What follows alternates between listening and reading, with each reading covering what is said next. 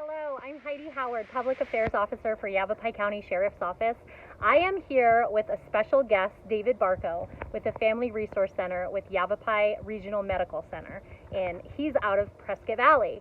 We are going to talk today about child passenger safety and their fabulous car seat program. It is strictly for making sure your kiddos are safe in the vehicle. I have a statistic here. Car crashes are the leading cause of death for children 3 to 14 years old in the U.S. So this is a super important video. I hope you tune in and watch. Grandmas, grandpas, aunts, uncles, if you are traveling with a child and you have a car seat, you need to stay tuned. David Barco from the Family Resource Center at Yavapai Regional Medical Center, where our office is in Prescott Valley. And the Family Resource Center has a number of programs serving families since 1989, all of which are free to everybody. We're all grant and donation funded. So the one I want to talk to you today about is our car seat safety program. This is for any adult transporting a child, bio parents, foster parents, adoptive parents, grandparents, various providers that are transporting kids. We're happy to work with everybody. All of our staff are nationally certified child passenger safety techs, so we can cover all the basics. It's gotten complicated over the years. There are so many types of vehicles on the road. There are so many types of seats on the road. You add them together, it's a lot of complexity. We see about 300 kids a year through this program, and in the last 5 years, it's averaged about 97 to 99% of those kids that we see arrive in an unsafe situation for some reason, shape, and nobody's intent. It's just all that complexity. It's hard. It's complicated. So we would just want to show you guys some of the basics. And any more questions, we invite anybody, just give us a call. We will schedule this as a one-on-one basis right there on the East Campus of the YRMC at our office off of Windsong. So with that, I'll just kind of start going into some of the basics. So we have with us today, it is a Titan convertible seat. It's called a convertible because it converts from rear facing to forward facing. We like this seat because it is very versatile. The stickers on the side, which are getting better every year, they show us the numbers. So this actually will accommodate and protect babies starting at 5 pounds and last all the way up to 40 pounds or 19 up to 40 inches for rear facing. One thing that has changed over recent years is they used to say flip limit at 1 year. Now it's keep kids rear facing as long as possible within specs of the seat. When we say specs, that's those numbers on the side sticker that we talk about. That's because we're always learning more things. They're always doing more studies and more crash tests. So we are learning in most common types of car accidents, rear facing can protect the child's head, neck, and spine better. And it does not matter if their feet are touching the back of the physical vehicle seat. That does not affect anything. It's within, most of car seat is about height and weight to keep those kiddos safe. This particular model does have an extra feet that are locked and deployed to make sure that when it's installed rear facing, it's kind of hard to see, but that's incline level, stays in parallel or level with the ground. That's critical so that this part of the seat gives an incline level that we to protect that head, neck, and spine just right. This is especially critical for newborns. We do work with the birthing center at the hospital. People can call us prenatally before baby arrives. After baby arrives, give us a call to make sure everything's good to go. Baby can be at risk of suffocation if that incline level is not right. Their head can actually fall forward and asphyxiate. And obviously, we want to prevent that if possible. So please give us a call. We're happy to help everybody. If you have a seat or you don't have a seat, either way, we can help you out. So that incline level is super important. Some of the other things we see that are easily forgotten, these seat belts in the back that it goes through have a locking mechanism, but it's not the one where you slam on the brakes and it catches you for a minute. It releases. You have to slowly pull it all the way out. And you can't hear it on the video, but it's actually a ratcheting. No matter how fast or slow I pull this, it's not coming out. That's the full locked mode that we would put it in as we attach it in there. The stickers, like I said, are getting better. They show the belt path for rear facing goes here. When forward facing, it goes up here in the belt path. So this seat, again, when the baby's passes 40 inches or 40 pounds, whichever one comes first, then it's time for forward facing, and then that can accommodate up to 65 pounds or 54 inches. So again, it's a nice solid seat. Sticker it on the back, and models vary. They usually hide it somewhere in the back or underneath all the technical stuff. If you ever need the model number, if there's ever a recall, that's where you'll find that information. One of the most important things on there is expiration date. We see that a lot. A lot of people don't know, just like bicycle helmets, these car seats do expire. The material inside just breaks down over time. Imagine Arizona sun times 6 years. It really can take its toll. So after the expiration date or 6 years from the manufacturer date, these seats need to be pitched and destroyed. They could fail at any moment and aren't good for anybody. So that's the thing that we see forgotten a lot too. These little guys back here are part of the latch system. They can tie down and attach to an anchor point in the vehicle, which is usually right under one of these lovely little circle icons here. There's a steel bar right here that's connected to the frame of the vehicle, and that can be used to secure the seat. What we don't want to do, which was all of us were surprised about when we got trained, do not use this and the vehicle seatbelt both. Either or, one or the other.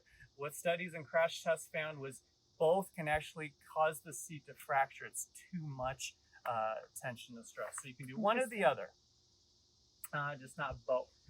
So other things that we look for are to make sure that these straps are the right height. We have handouts we give to parents too with all the main points. Registration card do come with the new seats. If you haven't already, turn those in, or if you lost it, or as they often do get misplaced, there's phone numbers and websites usually on the side of the seat to show you how to do that.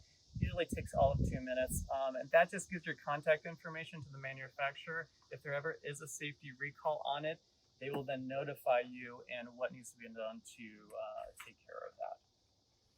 So that is a lot of the basics for that. So rear facing, there are usually, in this model, there's 3 slots that for the rear facing. You want the nearest to their shoulder, but below their shoulders, so it can hug that strap down over their shoulders. Forward facing, it flips and reverses. Then it's the nearest above the shoulder. So that's something that changes when you convert it over. Okay, so rear facing section. Yep. Forward facing section. Yeah. I didn't even know that there were 2 different sections. Yeah, and something we like this model for a lot of reasons. We've been using it for years. I don't know if the camera can see it, but they've even built it into the frame.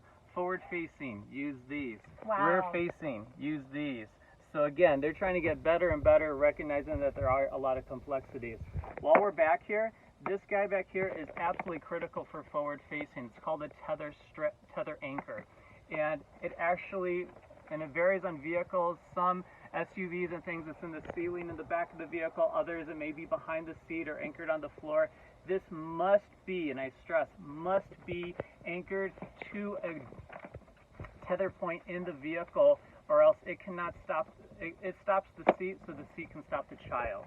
And when you're looking for that, it usually has an icon picture, if I can find it. Of course, I can't. There's notes all over this thing now that I'm reading. That's amazing. There really are. They are making it so you can't mess this up. They want our kids to survive. Absolutely. Definitely double check your vehicle's manual for the anchor point for the tether, especially SUVs, minivans, trucks. There's all kinds of cargo, other things. And if it doesn't have, it looks like an old-fashioned traditional like sailor's anchor icon next to it, but the manual should tell you specifically. That's telling you it is a steel anchor connected to the frame, mounted to the frame of the vehicle. These other pieces for cargo tie-downs are not nearly as strong enough. They'd snap in a millisecond. Wow. The physics of it is weight times speed. So at highway speeds, child plus this seat times highway speeds, you're talking about a lot of force. A 2-pound object at highway speeds is about 150 pounds of force. So multiply that times 30, 40, 50 pounds. That's a lot of force. So that's why those anchor points have to be identified and used specifically to do the job. Okay. Yeah. Awesome. Okay, so those are some really great tips. I was just looking for my anchor spot, but I have to go see if there's a little picture because I am just going to assume this is for the car seat, but who knows because I am in an SUV. So I have to do my research. Okay, I have a couple other questions. You mentioned something about an inch and a pinch or something, a pinch and an inch? Yes, absolutely. So once everything in the seat is done, is connected correctly, and the belts and all those different things, to make sure that these internal harnesses is set right. So we talked about, below the shoulder for rear face and above for forward facing. But then it also has to be tight enough that at the shoulder point, you cannot you cannot pinch it. If you can pinch it, it's too loose. It doesn't have to be crazy tight, but so much you can't pinch it like this at the shoulders. And then the last but not least is this chest plate right here should be adjusted to armpit level. And that's so the child especially can't fly out the top there. So that's what this guy does up there. So sometimes they get trapped down there. Make sure before you walk away that it's up there at that armpit level. Okay, got it. So I know most of us in Arizona are not feeling the cold weather just yet. We are in Prescott. It'll start getting chilly, and we are going to bundle these little babies up. Do we keep those jackets on in the car seat, or should we take them off, or where does the inch and a pinch or situation come into play there? And thank you, Heidi. That's a very wonderful question. We do get that quite a bit too. And yeah, so basically, like especially if it's a baby, like keep them in the onesie, keep them in their base layer. We don't want any coats. We don't want anything too soft or poofy or anything like that. Take all of that out before you put them in. Strap it in, make sure, again, no pinch at the shoulders. And then if you're worried about the cold, it's okay to put a blanket or coat or something on top of the child, on top of the harness. Just don't have it underneath all of that. That's to make sure fascinating. Because again, when all this is designed and tested in the crash dummy test, they don't have coats and all those things in there. So we want to make sure nothing interferes with those straps and all the elements of the seat the way they were designed to function. All right. What else? Is there anything else we need to know? Those are, I think we covered a lot of the basis. Yeah. Oh, I want to know who is eligible. Who's involved in your program? Who's eligible for that program? Like I said, that's the beauty of it. Any adult transporting a child, that's eligibility. Okay. So, and if they don't have a car seat, or have access to one that isn't expired or something like that, you offer, you mentioned you gave away 300. How many did you give away? It varies. On a normal, non-pandemic year, we average about 300 kids a year that we see for this program, give or take. So yeah, if somebody doesn't have a seat, cannot afford one, we can provide a seat. Again, we cover the full age range from newborn all the way up to, double digits. Got it. Okay. All right. Which, before I forget, that's another piece too that we often.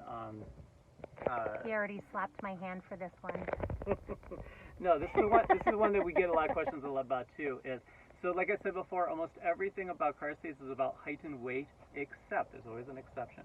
Except going in the front seat. That one is actually about age because of bone development. So until they're a teenager, they should stay in the back seat, and that's because those bones are still developing. They're a lot more susceptible to damage from that front airbag that was designed for an adult. So before they're 13, they should stay in the back seat regardless of height or weight. So thank you for reminding me of that one, Heidi. You're welcome. Thank you for reminding me that a few years too late. I just want to see a show of hands. How many parents out there have kids that probably shouldn't have made it this far? I'm just kidding. Okay, let's keep our kids safe. It is Child Passenger Safety Awareness Week this week, and Yavapai County Sheriff knows exactly how important this is, as well as YRMC and the car seat program. Yes, thank you, Heidi. I hope that this came with lots of information for you. You can contact David or his team over at YRMC. What's your phone number over there, and what's the best way to reach you guys? Yeah, our phone number is 928-771-5651, And what we do is we changed it to an individual appointment. So we do it by appointment, one-on-one. Takes about 20-30 minutes per child and seat. And we do it right there in the parking lot, everything out there at our 3262 Windsong in Prescott Valley. Thank you. Thank you, everyone.